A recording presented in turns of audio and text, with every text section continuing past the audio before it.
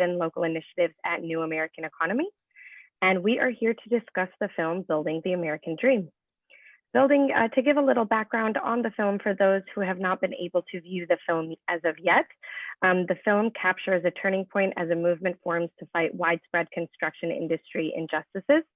The film follows 3 different families, highlighting their work, their obstacles, and their personal passions and dreams. It is a beautiful story of courage, resilience, and community. And the film reveals the shocking truths about the hardworking immigrants who build the American dream. We are joined here today by Chelsea Hernandez and Stan Marek. I'm just going to give a little bit of an introduction to both of our panelists, and then I will pass it on to them to say hi. Starting with Chelsea. Chelsea is a Mexican-American filmmaker based in Austin, Texas. She directed and produced Building the American Dream, which is our feature film today. It was named as one of Texas Monthly's 10 filmmakers on the rise, and she is an 8-time Lone Star Emmy winning awarder, producer, and editor. Chelsea has worked for 10 years in the documentary television and film industry on such projects like PBS National Broadcast, Fixing the Future, United Tacos of America, an 8-episode series on El Rey Network, and most recently on That Animal Rescue Show, a 10-episode series for CBS All Access. From 2013 to 2016, Chelsea was editor and co-producer of Arts in Context, a documentary series produced at KLRU TV, Austin PBS, and distributed by NETA, broadcasted in 80% of the PBS markets nationwide. Beyond television work, Chelsea has directed and produced various documentary films, including the 2018 South by Southwest Texas short Jury winner, An Uncertain Future, which was a commissioned project with Field of Vision and the Firelight Media. She made her feature directorial debut in 2019 with Building the American Dream, which also premiered at South by Southwest and recently had its national broadcast premiere on PBS. Thank you so much for joining us tonight, Chelsea. Thanks for having me. Thank you. And we are also joined with our other panelist, Stan Marek, who is the President and Chief Executive Officer of the Merrick family of companies, one of the largest interior contractors in the Southwest.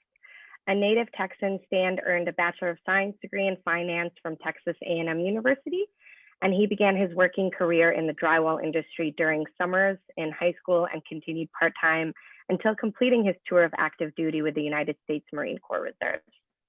In 1970, Stan worked as a journeyman carpenter on a large commercial projects before joining Merrick Brothers, where he was named president in 1982. He's a member of Texas A&M's Constructor Hall of Fame and co-founder of Texans for a Sensible Immigration Policy and the Construction Career Collaborative. Stan also recently co-authored a book along with Lauren C. Steffi titled An Insider's View of Illegal Immigration and the Building Trades, that was released in November of last year. Thank you, Stan, for joining us this evening. Good to be here. Thank you, Chelsea. Thank you both for joining us this evening, and we look forward to an engaging conversation. With that, we'll jump right into speak a little bit about the movie. And I wanted to start, Chelsea, with you. I was curious if you could speak to your personal motivations for creating this film. You know, the process that you took on how you pursued the opportunity of not only producing and directing this film, and then also if you could speak upon how you chose the subjects of the movie, how you selected the individuals, their fighting efforts that were featured in the film, including Stan and Merrick companies. Sure.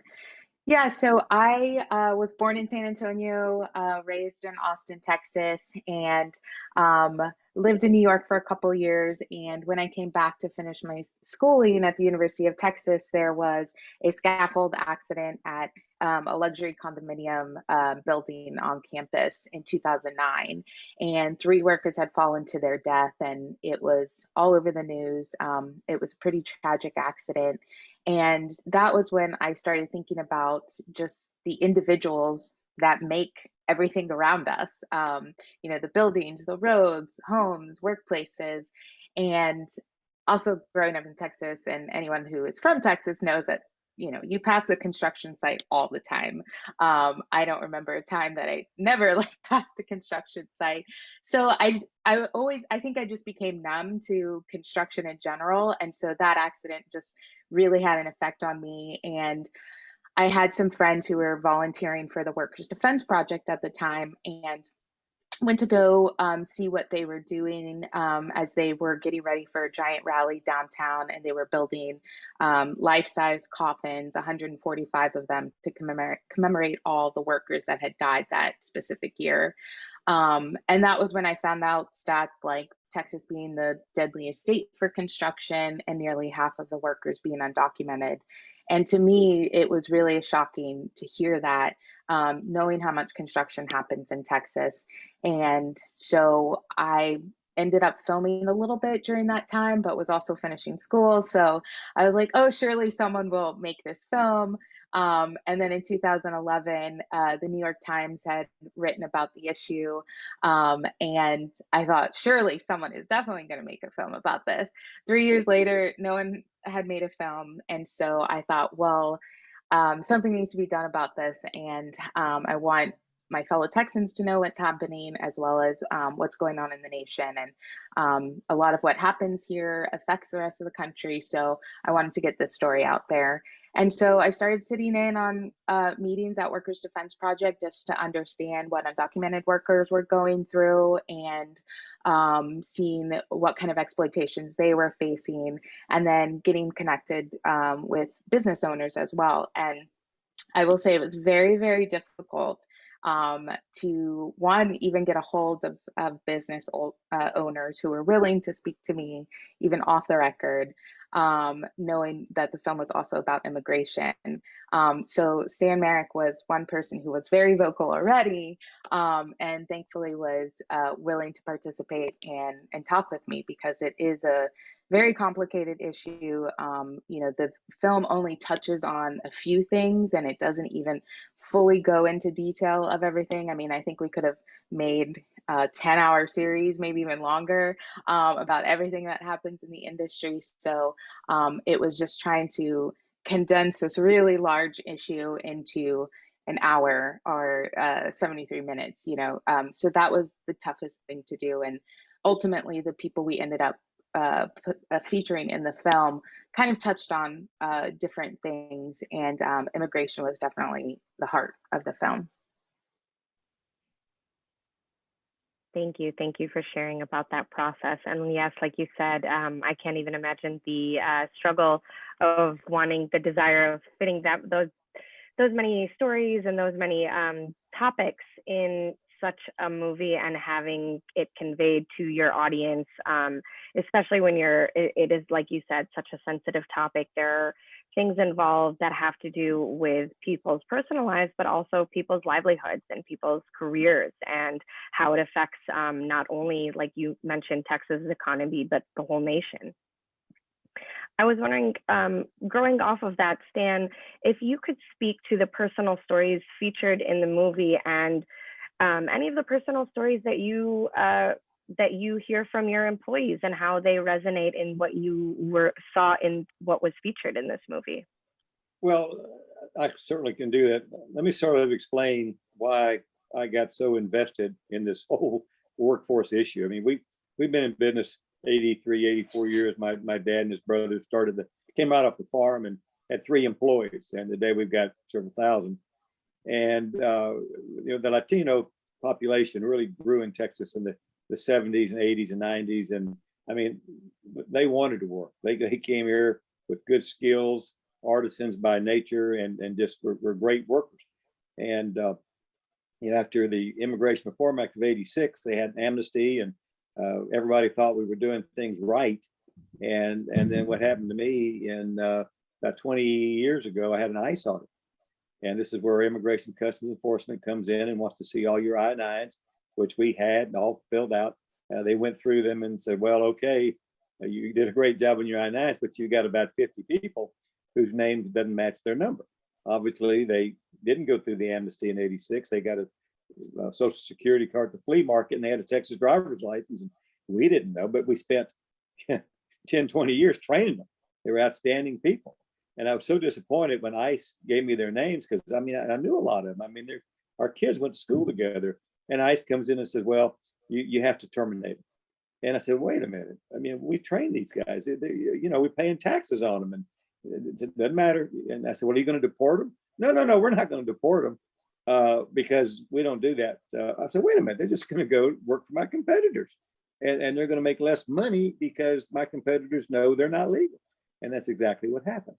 And that process has gone on in the United States, not just in drywall, but with Chipotle, Janitor Supply. I mean, it is taken so many people off payrolls and dumped them into the underground economy. And once they're in the underground economy, they're ripe for exploitation. They're not going to get safety training. They're not going to get good wages. They're not going to get paid overtime. Chelsea, those people that were killed and that nobody had workman's comp.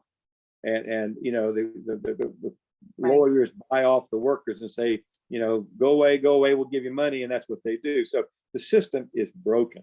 And I've been advocating for many, many years, as Chelsea knows, for workers' rights. And I'm not a real popular guy because nobody wants to deal with this. It's the way it works in Texas and all over the United States is you have an owner who wants to build a building.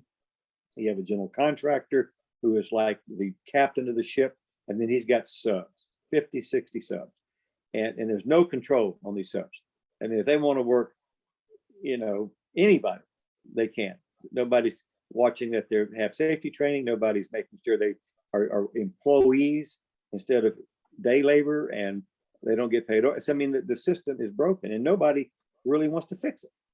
And it's frustrating for me because we're trying to do the right things. I mean, our company is our employees. I mean, we recruit them, we train them, we retain them. They're the most important asset we have. I cherish those men and women who are our tradesmen. And I wish everybody else did as well. So that's sort of how I got into this mess. And I think the documentary really shows the struggles that an undocumented worker, has in this situation, and it needs to change.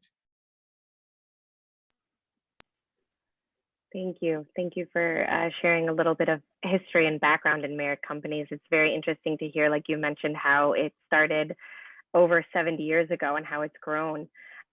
Chelsea, I was wondering if you could speak to subjects like these that are often very policy heavy. How do you view film and storytelling's role in helping people understand complex situations and breaking down barriers to build communication and empathy that hopefully in due turn will also affect policy and legislation? Yeah, when the scaffold accident happened in 2009, I started just kind of keeping up with what was happening in the construction industry and started my research then, even though I didn't even know if a film was going to be made. And so was following a lot of it, just policies being passed or policies being rid of. And also, we're in Texas, which is a heavily red state.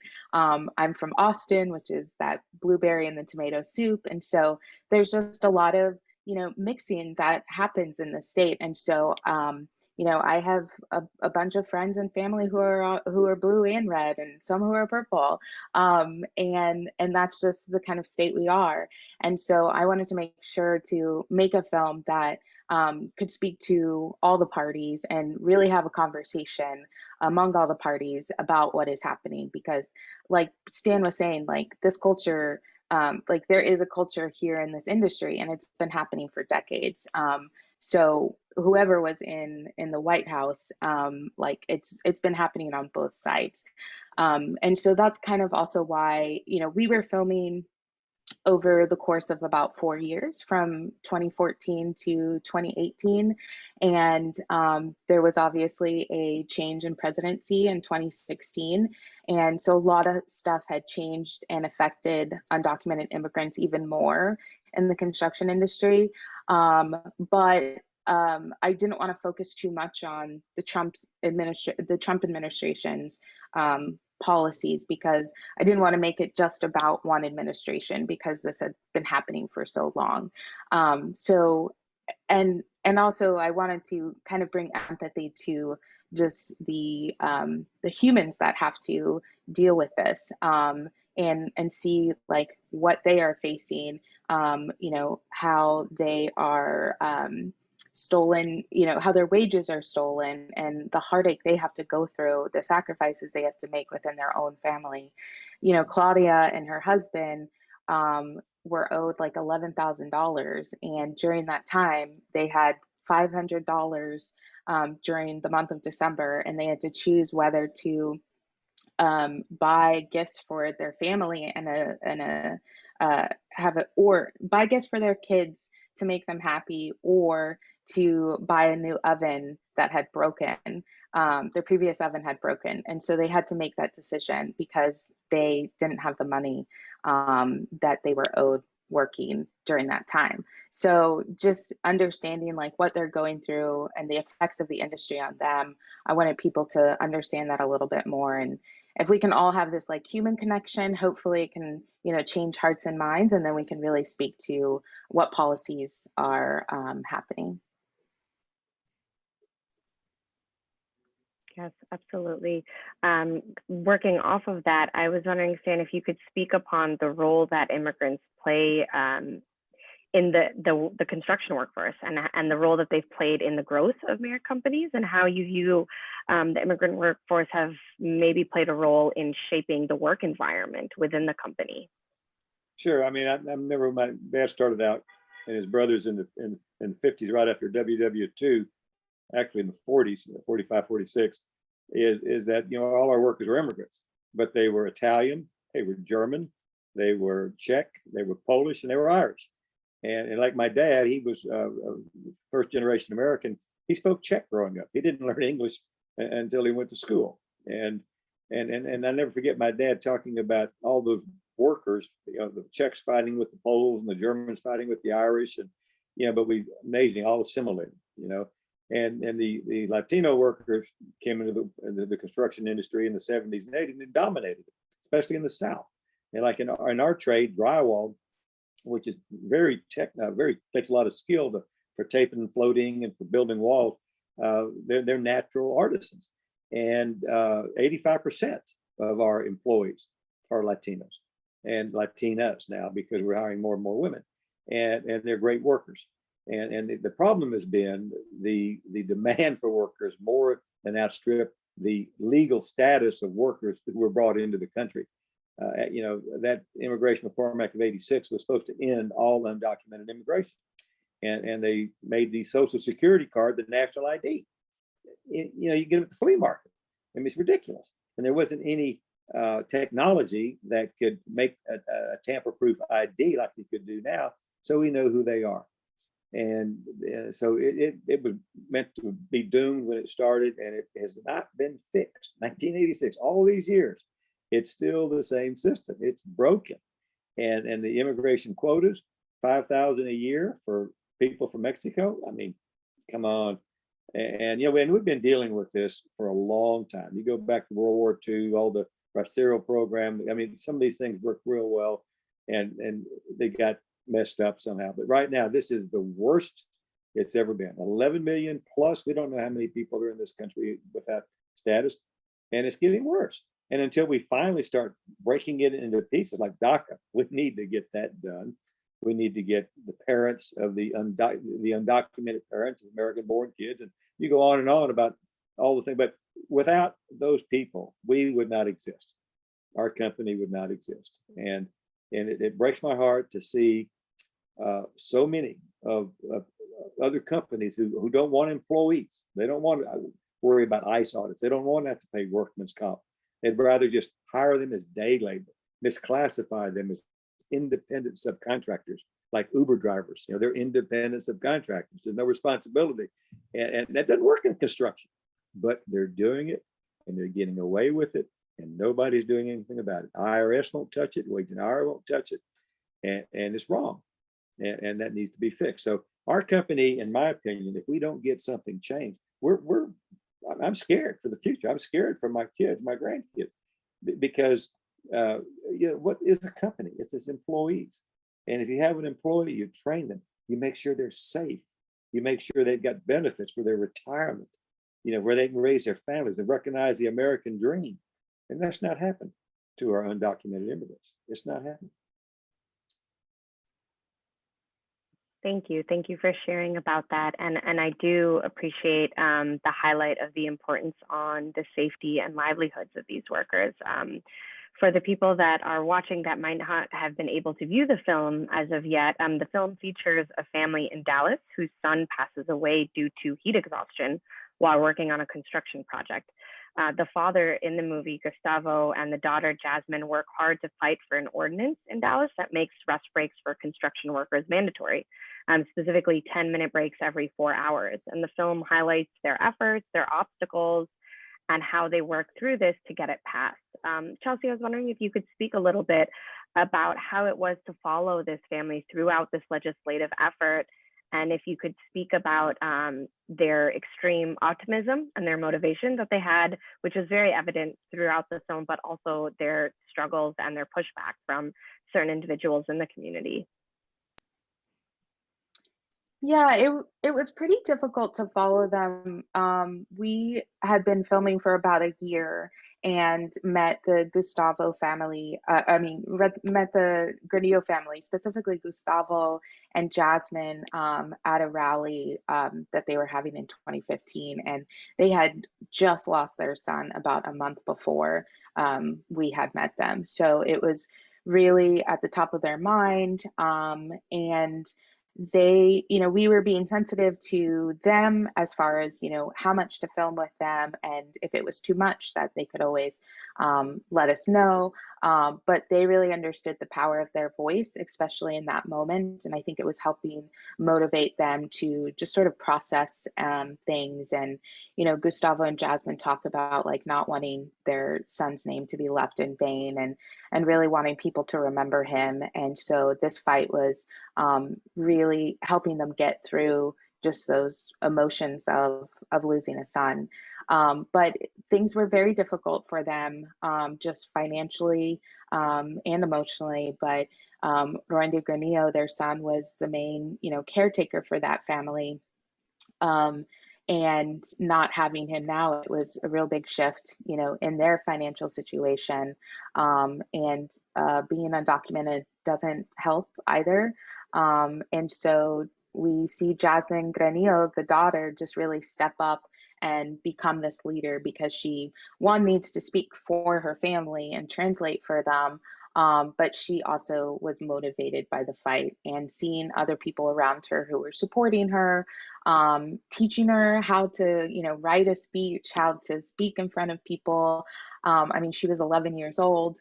I think she understood what her voice did and how it could help other workers. And, one thing too, and I think Stan and I had talked about this off camera one time, is, a lot of the children of construction workers are seeing this industry as a really dangerous industry and may not want to go into that industry, but the construction industry is a very a great path to have a great job.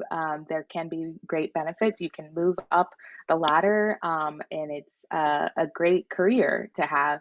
And so there are a lot of children out there, high schoolers, and like Jasmine and her family, who could go into the career of construction.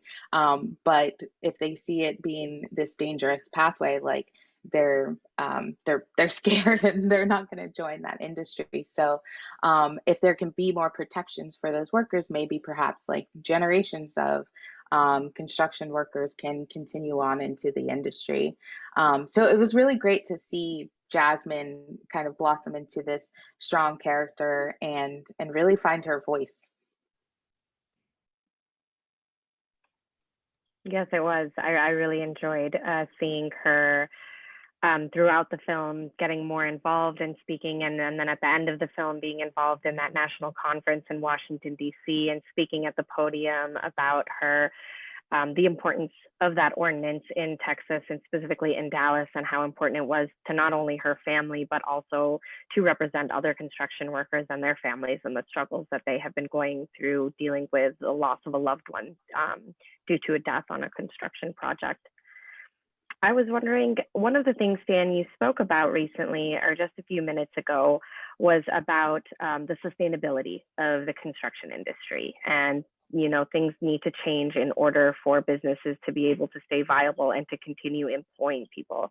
You also highlighted in the film that what the construction industry has right now is not sustainable. I was wondering if you could discuss what some of the benefits to the construction industry and to also individual businesses like yourself would be if some of these issues would be addressed, the issues that you highlighted in immigration reform. Yeah. You know, Ozma, there's some really good general contractors out there that really care what happens on their jobs, some really good owners, but there are a lot that don't. And what they need to realize is that if you put people on your job that don't have training, that the productivity goes way down. Now, maybe their wages are lower, and maybe you don't have to pay taxes, but it's going to take longer to do the job because there's a lot of redo. Everything shows in all the studies that a productive workforce is going to save you money in the long run. Less latent defects, better schedules, all this stuff. And with the undocumented workforce, they estimate, and I believe this estimate, half the workers in Texas are undocumented construction workers on mostly residential construction, but even more and more on commercial construction. Road construction, you got to have e-verification. That's mandated by the state. That's not mandated by the state on commercial or residential construction. And it shouldn't be until we solve this immigration mess. Then we might need it. But you know, the solution to me is in our high schools. We've got all these American-born kids. I think something like 70% of kids under 18 in Texas are Latino. And you're right, Chelsea, they're scared to go into construction. They see that their moms and their dads aren't getting paid enough. They don't get any training. They miss time. Then they don't get paid. When you have something terrible like Harvey, all these workers are called upon to do all the heavy lifting and clean up, and then half of them don't get paid. I mean, it's ridiculous. And they can't go to the police because they're scared. They're undocumented. So, but the kids in our high schools, we did our first internship program 2 years ago, 25 kids from Austin and Milby, and none of those kids would have graduated. And the reason they weren't going to graduate wasn't because they weren't smart. They had to support their families. Mom and dad weren't making enough money, and they were 16 and they can get a job in retail, or they can, if they're 16, they can go out and work construction on a housing project. Anybody will hire a 16-year-old. There's no control. So, but these kids we got, we put them through half a day. They go half a day of school and half a day in a training program at HCC, and it's remarkable how those kids have just grown and how they just thrive in the construction industry. So we're encouraging our industry to get more proactive, because that's sustainable. That is the way to develop people, to pay them by the hour, to give them training and benefits, and it works. So it worked for us for 83 years. Why our competitors, most of them don't want to do it? Well, it's hard. It takes time, and yeah, we need workers, and they're out there. And the other thing, Ozma, that just really breaks my heart is we have a lot of legal workers leaving us to go to work for these guys at cheap because they don't have to pay taxes. You know, payroll taxes are 18, 19% of their wages, and they would give up a good job working for us with benefits to make more money because they'll work 60, 80 hours a week. No overtime, Chelsea. They don't get paid overtime, but their take-home pay without taxes is so big, and nobody's controlling it. Nobody's stopping them from doing it. So we have some, and I don't think that's sustainable either. And one day we will solve this immigration mess. Congress will finally realize how important it is to our country to know who is in our country, to ID them, and look at the tax revenue. We're missing billions. It's amazing. Every million workers, if they were legal, would contribute 4.75 billion a year to Social Security. Multiply that times 10. I get Social Security. I'm 74 years old. I don't want to see it run out. And I'd like for you ladies to be able to get your Social Security someday, but it's not going to happen if we don't fix the system. Yes, thank you, Stan. You bring up a very valuable point. Featuring one of the movies, or one of the people that the film portrays in the documentary, Claudia and Alex. And I know, Chelsea, you brought them up previously. They're two commercial electricians in Dallas, and it features, or the film highlights, their struggle to obtain wages that are owed to them. The film highlights that 1/5 of construction workers in Texas experience wage theft, and that every year Texas construction workers lose at least 117 million due to wage theft. According to New American Economy's data, for the year in 2019, immigrants in Texas paid over 40 billion in taxes and held over 120 billion in spending power. So we do know that not paying the immigrant workforce their rightful wages actually winds up hurting the economy. And like Stan highlighted, things like Social Security, Medicaid, federal and state and local taxes. Chelsea, could you speak upon your experience with filming Claudia and Alex, and how wage theft affected their family, but also those surrounding them, their loved ones in their community? Yeah, I mean, it just, doing construction and being an electrician is already dangerous in itself. And so when you have the stresses of not getting paid, not knowing if you have enough money to make a meal, put a meal on the table for your kids, and also the stress of being pulled over by the cops on your way to work, on your way home, and not knowing if you'll be deported. And then also just making sure you arrive home alive. That's just so much stress that you're already taking to the workplace in an already dangerous environment. And so it just puts you at risk as a worker. And so that was a constant stress that Claudia and Alex had to deal with. And they had to, their days were really long in that moment too, of, talking to lawyers, going to Workers Defense Project, having to fight for their wages, which took years to even get a $400 check for both of them. They will probably never see the money that they're owed. And that's just really unfortunate because they went through a really traumatic time in dealing with that.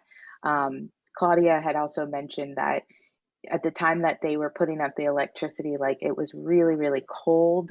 And in Dallas, like you can get ice storms during the winter. And she just remember their fingers freezing because it was so cold as they were trying to install, the electrical cables, and thinking about all that they went through, just health wise too, and not being paid for was just really heartbreaking. And so Claudia realized that she needed to speak up, and she realizes that her story is important too to get others to speak up. Any worker is owed their wages if they are working here in the U.S., no matter what their status is.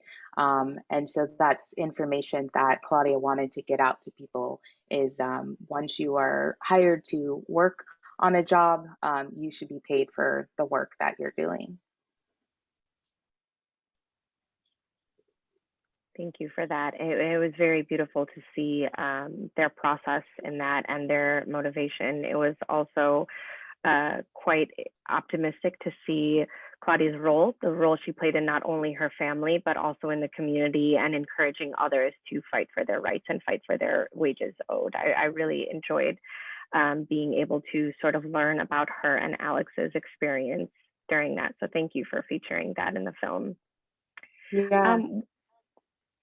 One thing that I wanted to highlight, Stan, is you highlighted in the film that there's a labor shortage, and you also discussed it previously, talking about, there's an issue not only with adults not being able to work in the construction industry, but also the desire to have youth and youth educated in these skilled trades so that they can grow up and then become part of the next workforce, but the hesitancy among people that are younger in age, because they're seeing what's going on with their parents, where their aunts and uncles, with their cousins, and how that deters them away from, considering the construction industry or the skilled trades. I was wondering if you could speak to how do you think improvements of safety protocols and training would support the demand for labor in the construction industry? And how do you think this would have positive effects on the gains for Texas's economy, but also for the construction industry, specifically in the skilled trades in Texas? Okay, I'm going to do this quickly because that's a big, long question. But, in the old days, us in commercial construction, we had what's called a farm team. It was called residential builders. In other words, when we needed guys for our big high-rise projects, things like that, we'd go raid the little housing projects because they were all working by the hour. They were legal, and it was real easy to pay them more money because we just did. Today, that doesn't exist because the residential industry, which is really ought to be the incubator to develop labor, they don't have employees. Everybody is an independent subcontractor. They work by the foot or they work by the day, and they don't work by the hour. So they don't pay Social Security. They don't have workers' comp, et cetera. So that's just the system. It's been that way for 30 years. It's not right, but that's the way that it is. And so the kids in high school, they're looking for a career. They want to work for a company that's going to train them, that's going to pay taxes, that's going to do all the right things. And if you have the residential industry is huge all over the United States. And most of it is done that way with independent subcontractors. So you're not going to get kids going into that. They may, after they work someplace else, their dad might talk them into coming and doing it because you can make more money working 60 hours a week, not paying taxes.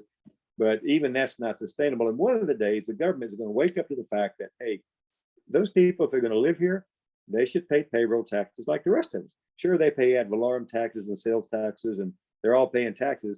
But if you're going to be a worker in the United States and support our country, Social Security, unemployment, Medicare, Medicaid, which we all need, somebody needs to contribute to it. And I think that's one of the problems. And that's the reason it's going to be harder and harder for us to attract young men and women into the trades unless we have a career waiting for them and training.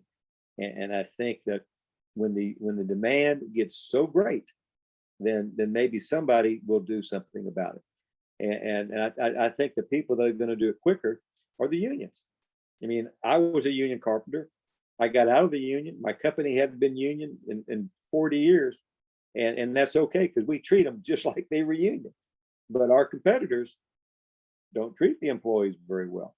And if the undocumented workers ever get legal status, they should unionize. And until we get training, because the unions do great training. That's one thing the 4 years apprenticeship is a good deal. It's exactly what we do with our employees. And that's sustainable. So something's going to have to happen because the labor shortage is going to get so bad, the costs are going to go up because of lack of efficiency and more accidents, et cetera, that you won't be able to build anything. So it's time to change. Thank you for that. I think also we're in an interesting time. I think the pandemic has pulled away the curtains to a lot of situations in revealing the importance of our workforce in many different industries, specifically in the construction industry. I was wondering if both of you could speak to the role that immigrants have played as essential workers in the construction industry and if there has been a shift in understanding and fighting for construction workers' rights and construction workers' protection due to, seeing the importance that these people play as essential workers and fighting for our recovering economy and getting back to business as the economy opens up. I know in a lot of states, specifically I'm based in New York, construction workers were considered essential throughout the process. And to see how important these individuals play for, to keep the economy going, to keep businesses going, to keep businesses continuing to be built and cities thriving, it is important that we view these immigrant essential workers and give them the importance and the wages, like you said, the safety and training, the wages that are needed, and just the legislation that's needed to allow them to participate in the workforce and also pay taxes into the economy. And yeah, I was wondering if you guys could just speak a little bit about how the pandemic has either shifted or enhanced your understanding and feelings about this topic. Chelsea, go ahead. Yeah, I'll let Stan speak more to it because he's in the thick of it. But one thing that I think is really important to pinpoint is now we're calling construction workers essential workers. Before we heard them as low wage workers. And so I think it's great that the terminology has shifted to just sort of emphasize how essential they are. I mean, they've been essential for forever. And so it's great that we have shifted that terminology to call them essential workers. But it was, after the winter storm, I had a pipe burst, and when some plumbers came over to fix my pipes, they were just talking about how crazy it's been. And I mean, they had been working nonstop and working weekends and nights for 4 weeks, and so, and they had talked about working all through the pandemic, that there was like no stopping point.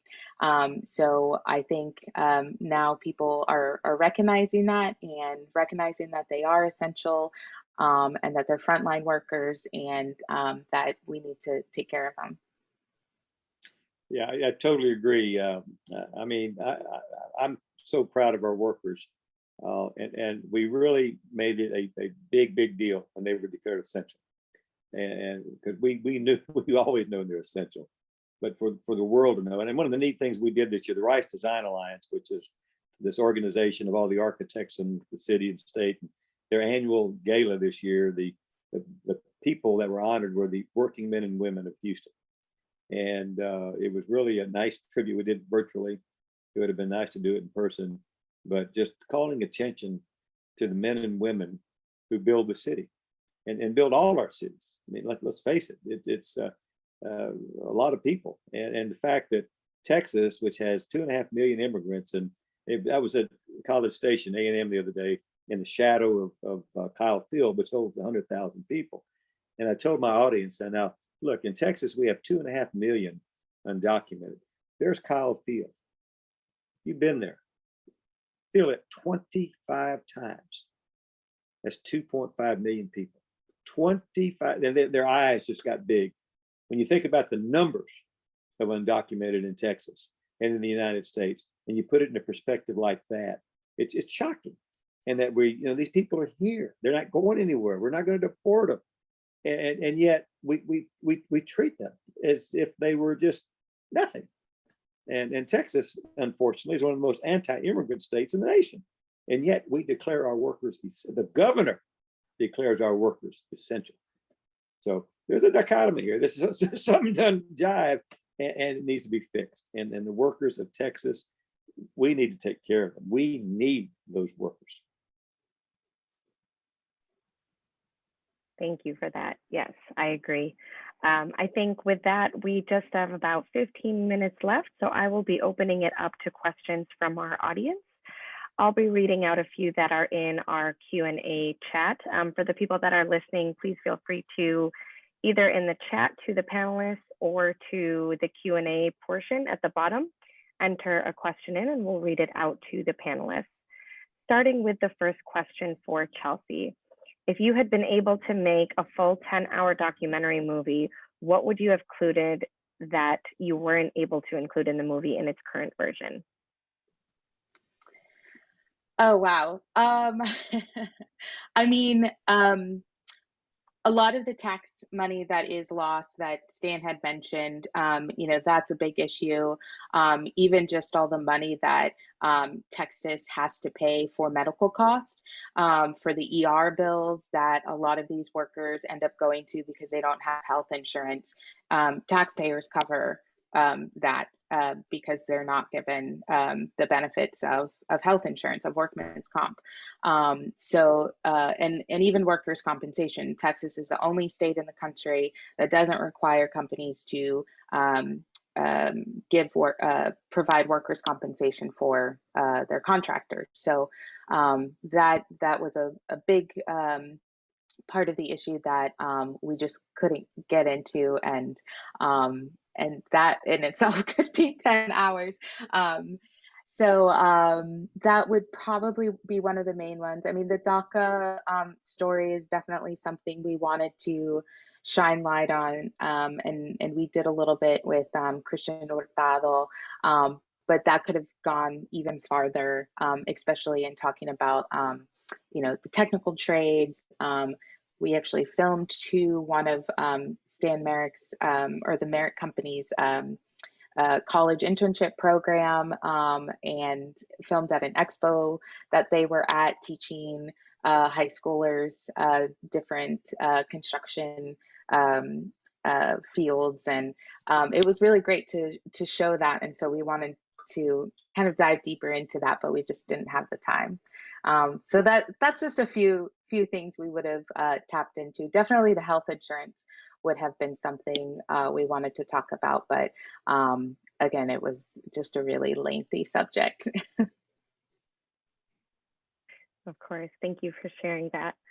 The next question from our chat is for Stan, which you have spoken a little bit to, but I would be interested in hearing more. Why is it so difficult to find documented labor if the wages you are offering are fair? Well, first of all, it's hard to find construction workers, period. And unfortunately, so many in our industry, the interiors, drywall, ceilings, and paint, over the past 20 years have just really gotten away from having employees. They don't want the harassment of ICE audits. They don't want to have to worry about workman's comp. And it's so easy to hire workers, either undocumented or legal workers, and not pay taxes. Just call them independent subcontractors, or hire them from a labor broker, which is another crooked way of doing it. So and we need a lot of workers. Our company, we've got over 1,000 workers here just in Houston, and we could use another 250. And we're working the high schools. We're working veterans and prisons and wherever we can get people. But it's hard. Construction is not an easy trade. I mean, it's physically demanding, and that's why we start all our days with stretch and flex. We have everybody exercise before they do their work. We want people to save their bodies, and so we do all these things right. But it's still hard to find people to come into our industry. And but it's a great industry. It's got great wages and great benefits, and I would love to be able to hire some of these undocumented workers that I know have been working 15, 20 years. Many of them we trained. I would love to be able to hire them, and they would love to come to work for us, but they can't because of the immigration situation. Thank you for that. The next question is to both of you. What do you think are the most crucial steps right now in working towards improving workers' rights, protection, safety, and the role that storytelling has in these efforts? Chelsea, go ahead. Yeah, there are a lot of organizations working on workers' rights. Workers' Defense Project is just one organization. We focus on the film. There's a lot of unions too who are coming together and fighting for legislation. So I would encourage people to reach out and do some research and find those organizations that they could help with. We also have a resource page for employers and employees on our website at buildingamericandream.com. We have stuff there for Texas and for other states across the country of groups that are working on certain things, and just information and pamphlets for employers and workers to have a safe work site. But yeah, Stan probably knows more of like what's happening too in the legislature now. Well, it's a federal issue, and Congress is deadlocked, and it's a political football. They're using it against each other, and that hasn't changed, and no one has the courage to step up and do anything about it. We do have a social media platform, the Rational Middle of Immigration. Just if you Google those 3 words, Rational Middle Immigration, we've got 12 episodes to educate and empower voters. For 12, I think you would all enjoy. It's called ID and Tax, and it covers a lot of the things we're talking about. And the problem is with education. Our kids are undocumented. Their parents won't go to schools. Law enforcement, they won't call the police if the kids are, being sold drugs or harassed. They don't have access to health care. Even with American-born kids, I know of families that won't use it because the mom and dad are undocumented and are scared to use it. And then you got employers who are scared to death to hire anybody. So it's such a broken system. So if you look at rational middle immigration, you'll get information there. You can share it with your friends. And I think that that's where we start. We have to educate and empower voters to really lean on their elected officials to solve this issue. Thank you. Thank you, both of you, for sharing those resources and suggestions for our audience to look into to learn more. Our next question is for Stan. Can you share your process in writing the book? Anything you learned that you didn't know about before? Well, I was very fortunate to have really the author, you can call him the co-author, but Lauren Steffi, who is a former reporter for the Chronicle and writes for Texas Monthly and has written several other books, one on George Mitchell, one on Boone Pickens, and we collaborated for probably 2 years. And he really got into the depth of the issues on our undocumented workforce and the construction industry. And he aced it. He's very, very smart and did a good job. And originally wanted to do it together. Writing about immigration, covering the history of immigration in the United States is a dull subject. But he wove in the story of the Merrick family, an immigrant family that went through a lot of the same things that immigrants today go through to realize the American dream and the good things that happened, the bad things that happened. But to tell the story in a very personal way, he used us, some of our employees, and the history of the Merrick family, and it sort of blended together. I'm a little partial to the book, but the whole point of the book for me was to explain to the world why it is so important to have employees as part of your company. That's what made America great. Back after World War II, companies hired people, they trained people, they gave people benefits, they gave them careers. And the construction industry has not been doing that. In some trades are fine, but other trades like ours are not. And it's going to destroy the industry. It destroys the quality, it destroys the way of life, destroys families. And in the book, we just talk about how important and what an opportunity it is for immigrant families to, take construction as a career. If you look back, the Irish, they built the skyscrapers in New York. The Chinese, they built the railroads, and the Italians, and the Czechs, the Germans. You go to Fredericksburg, it's just incredible opportunities in construction for immigrant families, but it needs to be done correctly. Thank you. We just have a few more minutes left, but a few more questions to get to. So I will try to get through these quickly.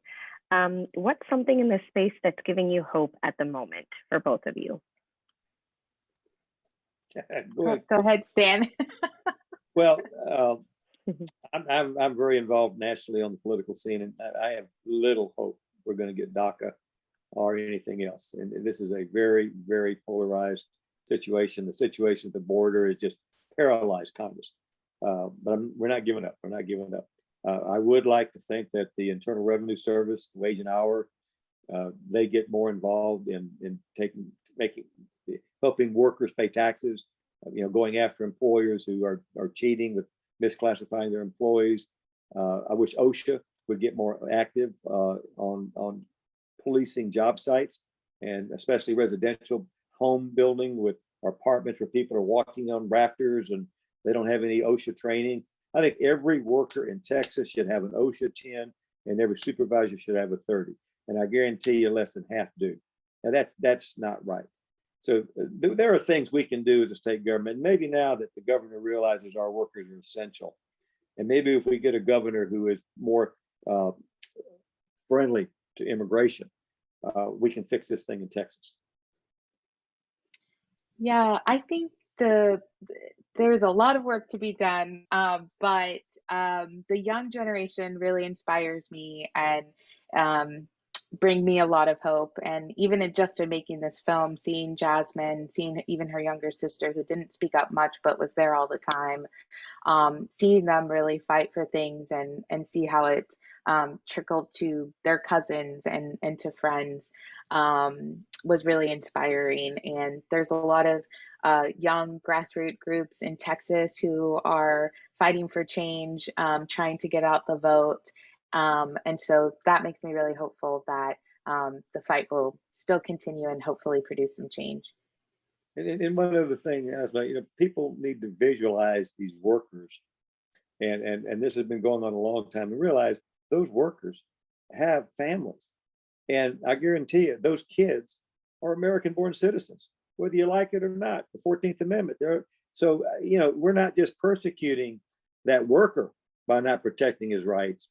We're hurting that family, and those kids are our future workforce. I agree, Chelsea. The next generation, they're going to do great things, and we need to give them the ability to do that. So legal status for their parents, not citizenship, not just legal status so they can get a driver's license and go to the schools, access health care. That's what needs to happen. And it's so simple. And why our elected officials don't realize that makes me very, very sad. Mm-hmm. I have the same hope. The young generation. I will end our discussion with one more question for Stan and one more question for Chelsea as well. Stan, the last question for you is, do other business leaders think the system is broken? And how can we convince or at least start conversations with other business leaders on the importance of this issue? There are many that realize it's broken. We started a movement called the Construction Career Collaborative in Houston, where we have owners who really understand the need to build a sustainable workforce. They tell their general contractors, when you build my building, build it with hourly employees, people who pay taxes, people who have safety training, have workman's comp, and it works very, very well. We have owners that won't do it because it costs more. That is not social consciousness. That is a sin, in my opinion. Owners need to wake up to the fact they control the process. They can tell the general contractors what to do, and the general contractors can demand that workers do it hourly, that they create jobs, careers for the next generation. It's so simple, and yet we get pushback. And Chelsea, the last question is for you, is how do you view your work in the future in using these kind of things that you've learned throughout filming and producing Building the American Dream in some of your next potential topics? Yeah, inequality and injustice is definitely are themes that I tend to gravitate to in my films, and I'm working on one right now about a news publication that is specific with that talks about the need for journalists and newsrooms to be made up of women and non-binary individuals and people of color, and how important that is to news. So it definitely is. There are similar themes that continue on to my future work. And then, having this film, we hope it's, I think this is an evergreen issue, and I think this film will hopefully, will be probably needed over the next few years. And so we hope, or we encourage people to share the film, share it with your community, share it with your construction company, your employees. It's available for community and educational screening. So, we hope issues get solved so that it doesn't need to be shown anymore. But we know that this fight is pretty long. So we encourage people to use the film as a tool. Thank you for that. I wanted to take a moment to thank both of our panelists, Stan and Chelsea. Thank you so much for joining us for NAE's Film Club event. We're so happy to have you, and we appreciate the engaging and thoughtful conversation you've offered to our audience. Thank you to the audience members as well for submitting your questions. For those of you who are listening, if you haven't been able to view the film yet, please reference the RSVP confirmation email for a link to view the film. And we thank you for joining us this evening. Thank you, Chelsea and Stan, and thank you everyone watching at home. Thank you. Thank Have a good evening. you. Thank you.